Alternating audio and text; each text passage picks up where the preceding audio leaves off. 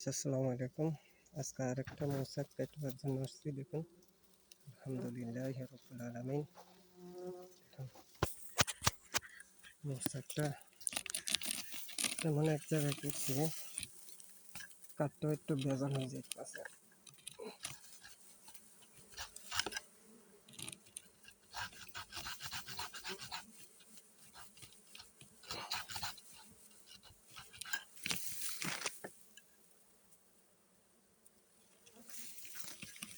দেখুন,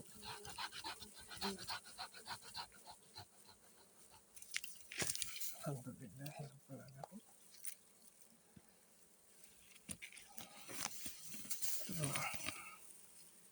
দেখুন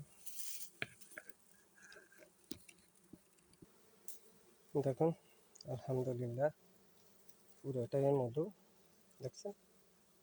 এই যে এখন আলহামদুলিল্লাহ এটাকে কেটে আবারই বসাবো, ইনশাল্লাহ আবারই পাবো ইনশাল্লাহ।